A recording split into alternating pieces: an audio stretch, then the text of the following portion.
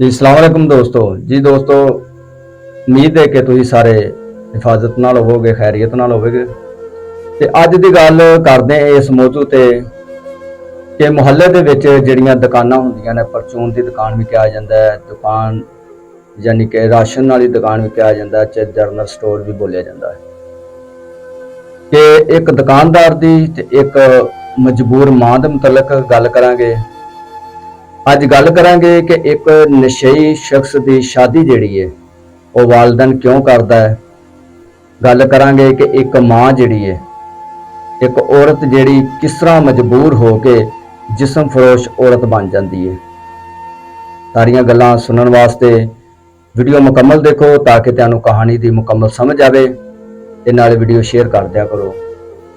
ते गल करदे आं भई एक दुकानदार जिहड़ा है वो तकरीबन हर घर की खबर जिहड़ी जां उहदे कोल पहुंच जाती ते जां वो खबर रखता है किहड़े घर दे विच की हो रहा है, किहड़े घर च की हो रहा है, किहड़े घर की औरत दे नाल की सलूक हो रहा है।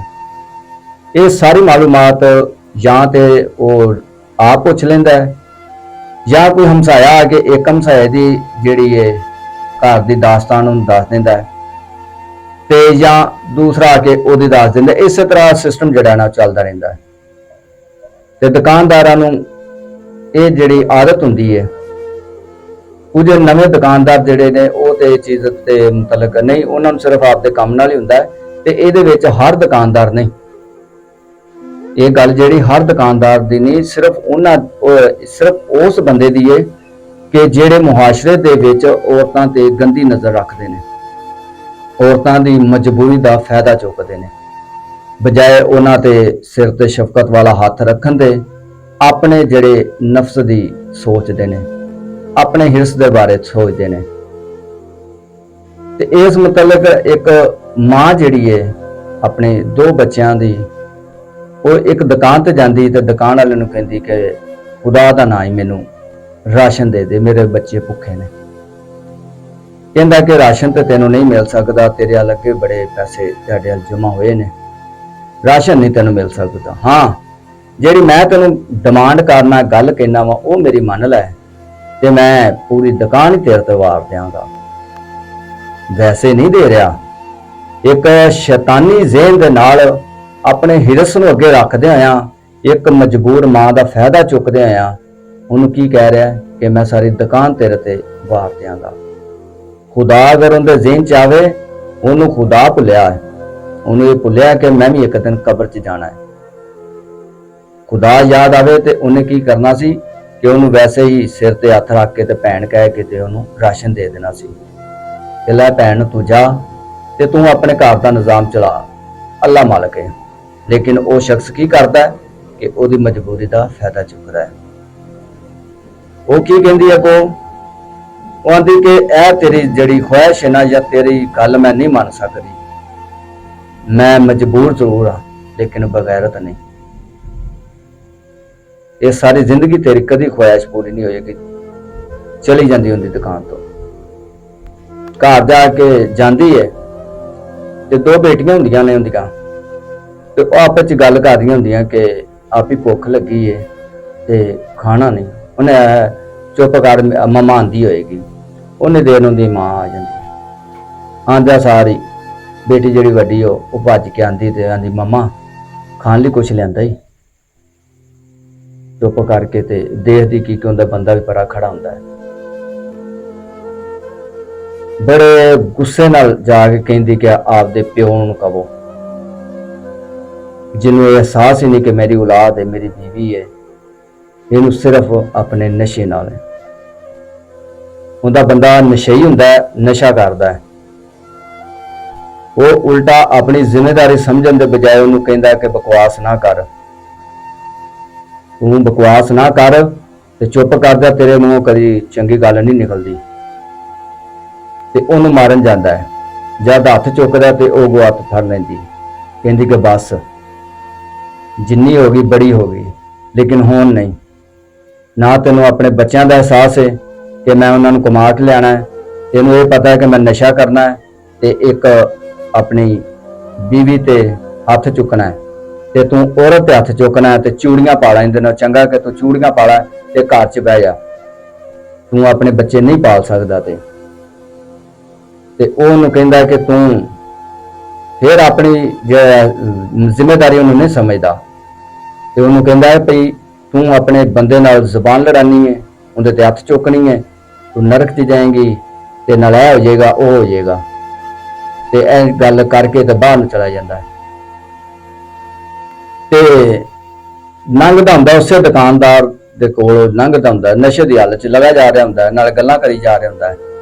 हुण ओह दुकानदार उहनूं आवाज़ मार के पुछदा है कि की होया, किनूं गालां कढदा जाना है।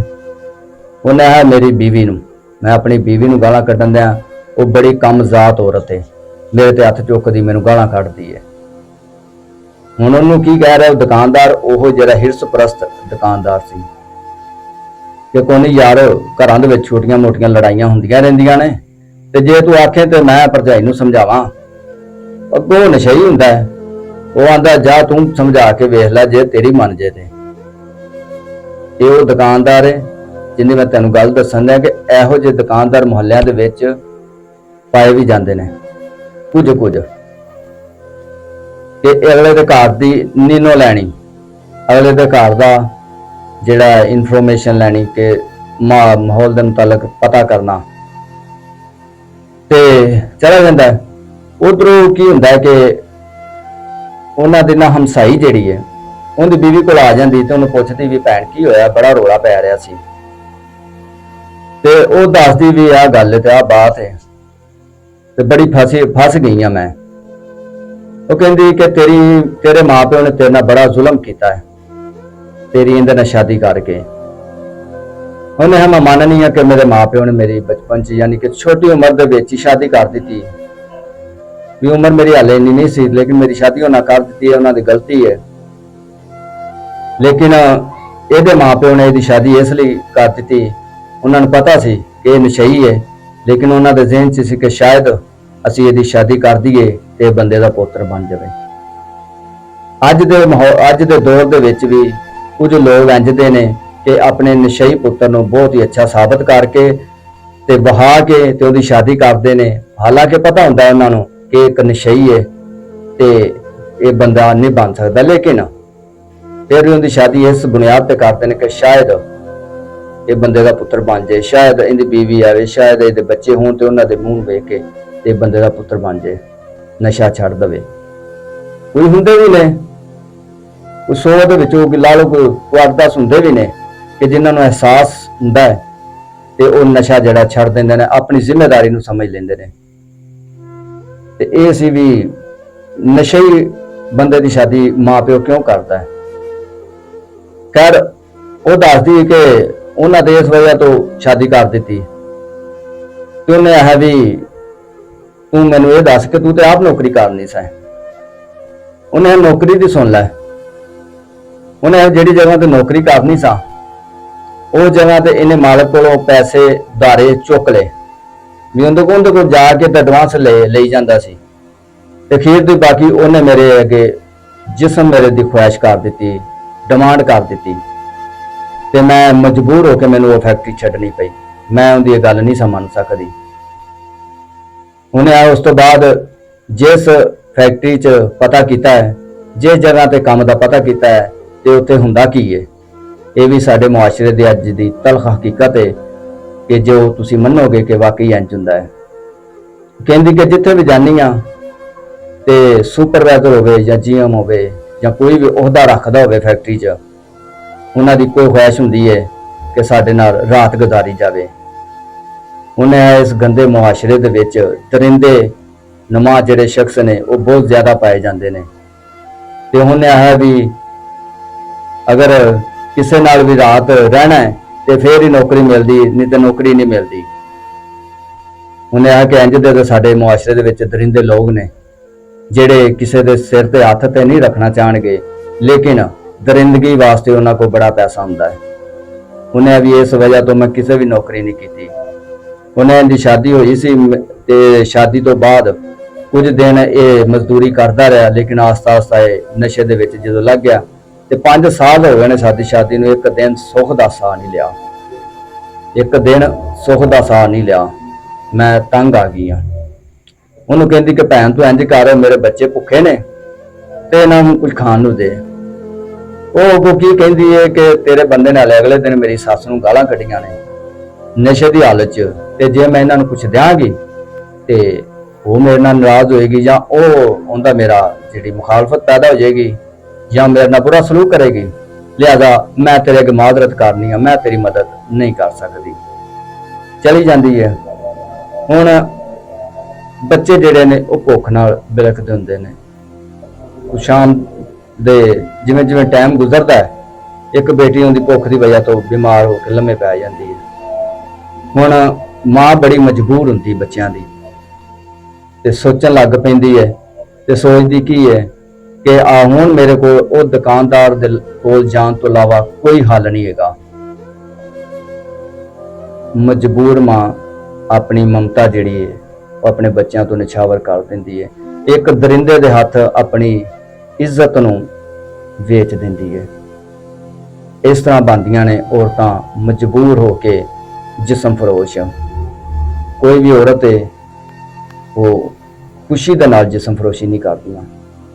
ਉਹਨਾਂ ਦੇ ਪਿੱਛੇ ਕੋਈ ਨਾ ਕੋਈ ਤਲਖ ਹਕੀਕਤ ਇਸ ਮੁਹਾਸ਼ਰੇ ਦੀ, ਇਸ ਨਿਜ਼ਾਮ ਨਾਲ ਜੁੜੇ ਹੋਏ ਇਨਸਾਨਾਂ ਦੀ ਹੈ, ਜਿਹੜੇ ਦਰਿੰਦੇ ਹੁੰਦੇ ਨੇ, ਜਿਹੜੇ ਇਨਸਾਨੀਅਤ ਦੇ ਖਿਲਾਫ ਹੁੰਦੇ ਨੇ। ਤੇ ਉਹੀ ਲੋਕ ਤੁਸੀਂ ਦੇਖੋਗੇ ਕਿ ਬੜੇ ਫਲਸਫੇ ਦਿੰਦੇ ਨੇ ਕਿ ਨਹੀਂ ਯਾਰ ਇਹ ਚੀਜ਼ ਗਲਤ ਹੈ, ਇੰਜ ਨਹੀਂ ਸੀ ਹੋਣਾ ਚਾਹੀਦਾ, ਨਹੀਂ ਨਹੀਂ ਨਹੀਂ ਇਹ ਤਾਂ ਬੜਾ ਵੱਡਾ ਗੁਨਾਹ ਹੈ। ਹਾਲਾਂਕਿ ਉਹੀ ਬੰਦਾ ਸ਼ਾਮ ਨੂੰ ਜਾ ਕੇ ਕਿਸੇ ਮਾਂ ਦੀ ਮਮਤਾ ਨੂੰ ਖਰੀਦ ਰਿਹਾ ਹੁੰਦਾ ਹੈ, ਕਿਸੇ ਵੀਰ ਦੇ ਭੈਣ ਤੇ ਮੁਹੱਬਤ ਨੂੰ ਦਾ ਮੁੱਲ ਲਾ ਰਿਹਾ ਹੁੰਦਾ ਹੈ। ਉਹੀ ਇਨਸਾਨ ਜਿਹੜਾ ਸਭ ਤੋਂ ਜ਼ਿਆਦਾ ਫਲਸਫੇ ਦਿੰਦਾ ਹੈ, ਸੱਚੀਆਂ ਗੱਲਾਂ ਕਰਦਾ ਹੈ, ਮੈਂ ਜ਼ਾਹਰ ਕਰਦਾ ਕਿ ਮੇਰੇ ਵਰਗਾ ਨੇਕ ਬੰਦਾ ਹੀ ਕੋਈ ਨਹੀਂ। ਹਾਲਾਂਕਿ ਆਪਣੇ ਗਿਰੇਬਾਨ 'ਚ ਦੇਖੇ ਕਿ ਉਹਨੂੰ ਹੋਰ ਕੋਈ ਨਹੀਂ ਤੇ ਉਹ ਪਰਵਰਦੀਗਾਰ ਜ਼ਰੂਰ ਦੇਖਣ ਦਿਆ ਹੈ। ਉਹਦੇ ਕੋਲੋਂ ਕਿੰਨੀ ਕੁ ਦੇਰ ਤੂੰ ਆਪਣੀ ਹਕੀਕਤ ਛੁਪਾ ਸਕਣਾ ਹੈ ਤੇ ਕਿੰਨਾ ਹੀ।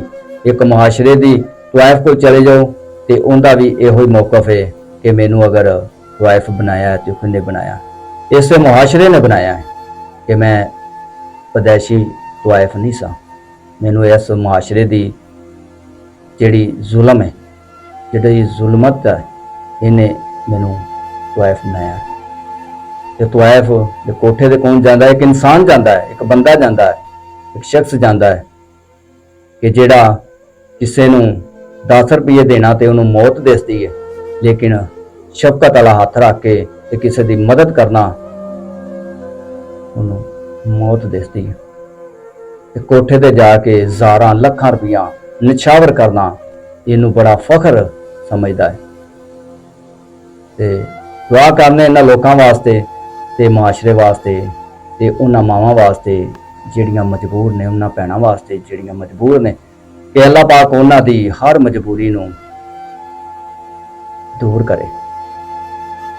ਤੇ ਇਹ ਸੀ ਮੇਰਾ ਅੱਜ ਦਾ ਮੈਸੇਜ ਉਹਨਾਂ ਭਰਾਵਾਂ ਅੱਗੇ ਵੀ, ਉਹਨਾਂ ਵੀਰਾਂ ਅੱਗੇ ਵੀ, ਉਹਨਾਂ ਦੋਸਤਾਂ ਅੱਗੇ ਵੀ। ਅਗਰ ਉਹ ਐਸ ਲੱਤ ਦੇ ਵਿੱਚ ਲੱਗੇ ਹੋਏ ਨੇ ਤੇ ਪਿਛਾਂ ਹੋ ਜਾਓ, ਸ਼ਾਦੀ ਕਰਾਓ ਤੇ ਆਪਣੀ ਜ਼ਿੰਦਗੀ ਜਿਹੜੀ ਹੈ ਉਹ ਇੱਕ ਦਿਨ ਦੇ ਮੁਤਾਬਕ ਉਹ ਗੁਜ਼ਰ ਬਸਰ ਕਰੋ। ਉਹਦਾ ਆਪਣੀ ਲਾਈਫ ਜਿਹੜੀ ਹੈ ਅੱਲਾਹ ਪਾਕ ਦੇ ਸਪੁਰਦ ਕਰੋ। ਤੇ ਮੇਰਾ ਇਹ ਛੋਟਾ ਜਿਹਾ ਮੈਸੇਜ ਜਿਹੜਾ ਹੈ ਉਹ ਅਗਲਿਆਂ ਤੱਕ ਆਪਣੇ ਦੋਸਤਾਂ ਨਾਲ ਵੀ ਲਾਜ਼ਮੀ ਸ਼ੇਅਰ ਕਰਿਆ ਕਰੋ, ਤਾਂ ਕਿ ਸਾਡਾ ਪਾਕਿਸਤਾਨ ਮੁਲਕ ਜਿਹੜਾ ਹੈ ਅੱਲਾਹ ਪਾਕ ਇਹਨੂੰ ਬੁਲੰਦੀਆਂ ਤੱਕ ਲਿਜਾਵੇ। ਤੇ ਵੇਖਦੇ ਰਿਹਾ ਕਰੋ ਮੇਰੀ ਵੀਡੀਓ। ਮਿਲਦੇ ਹਾਂ ਨੈਕਸਟ ਵੀਡੀਓ ਵਿੱਚ।